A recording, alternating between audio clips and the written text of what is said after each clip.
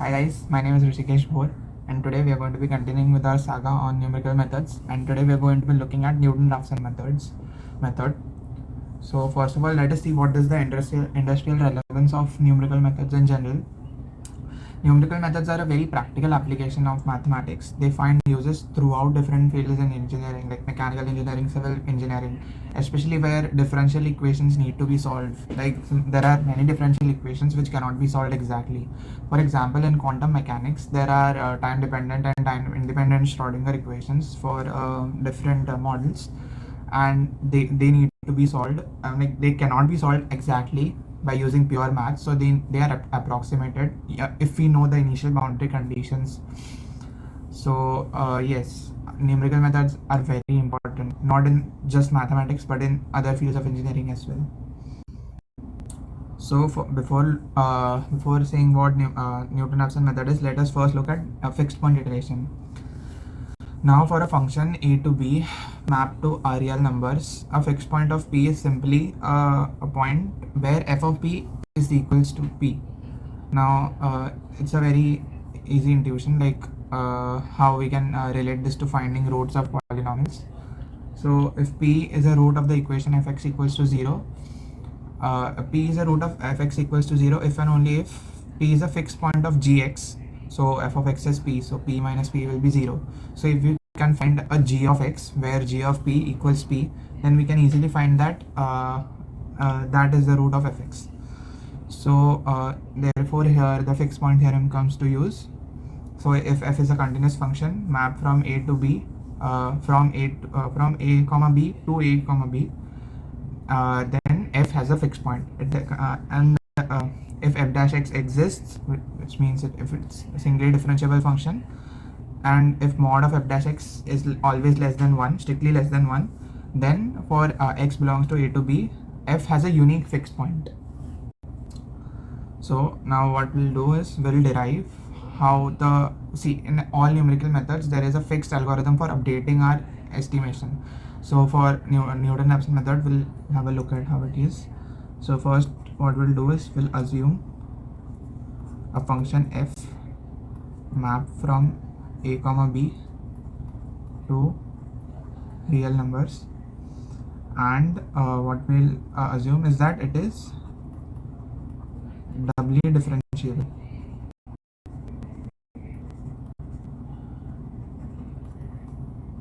Alright, so it is doubly differentiable, and we suppose that there is a p belonging to a comma b such that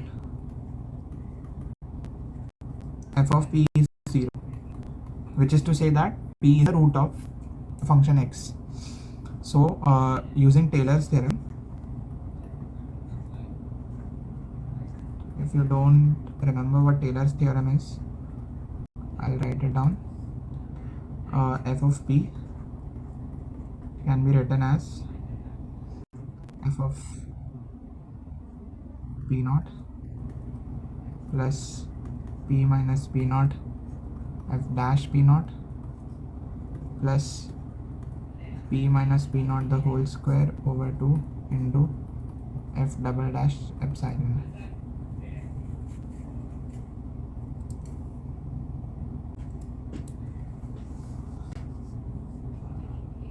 For some epsilon belonging to p comma p naught. So now what is that p naught is our estimation, initial estimation, whatever it is, and it is very close to the root p.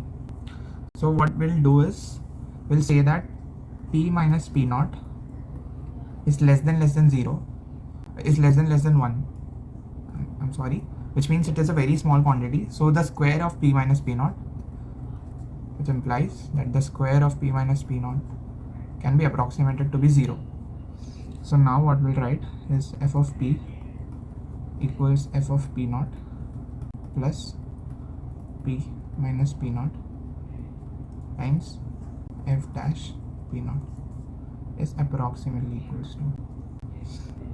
So we know that f of p is 0 because that is the assumption, that is what p is, and then what we will write here is f of p naught plus p minus p naught times f dash p naught equals 0, and by rearranging you'll get that p equals p naught minus f of p naught over f dash p naught. And now you can convert this into a series where you can say that pn equals pn minus 1 minus f of pn minus 1 over f dash pn minus 1, and this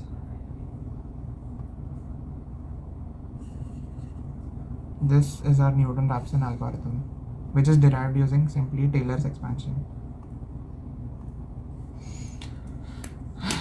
So what we need here, if you see, we only need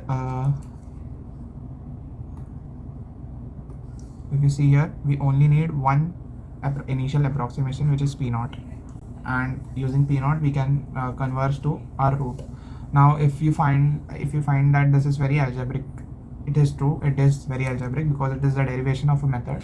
I hope this will give you a better understanding of how the Newton-Raphson method actually works, and it's very intuitive as well. So if you see, so this is our initial so suppose this is A and suppose this is B. So we are looking at the function defined from A to B. It can be mapped anywhere, it doesn't matter. So suppose this is our initial approximation P naught. So at this point what we'll do is we'll draw a tangent, which is the slope of the tangent will be the differentiation of that function at that point, and wherever the slope intersects the x-axis, we'll call that as the p1. If you see this, it means the same thing, this thing p1. And so what we do is we update it again. Now p1 becomes our p naught, then we take f of p1 and we'll take a slope at f of p1 on the graph, then wherever it intersects the x-axis we'll call that as p2. Then we'll do it again, and if we take a slope here, we'll get p3, and we'll keep on doing it until we converge to p. Now let's see a very good example of using Newton-Raphson method. So suppose you want to find out what is the intersection, like where does this point lie. So this is y equals to x, and this graph is y equals to cos x. So basically what you're trying to do is you're trying to find out what is the solution for fx equals to cos x minus x. For f defined from 0 to pi by 2 map to real. So this is how we take an iteration. So we approximate our initial assumption to be pi by 4. So this is the value of pi by 4 taken up to how many digits? 1 2 3 4 5 6 7 8 9, up to 10 digits. And then what we do is we calculate f dash x. F dash x is minus sine of x minus 1, and then what we write is pn plus 1 equals pn minus f of pn. So f of pn is none other than cos of whatever our initial approximation is, which is pi by 4 minus pi by 4 over f dash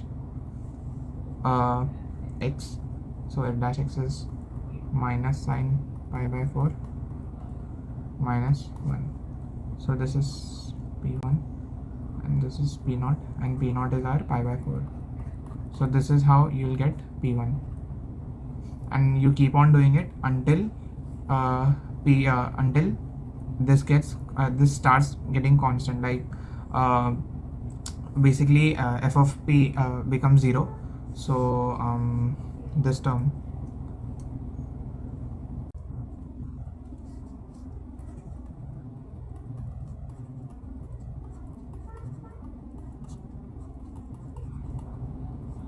so this term will become 0.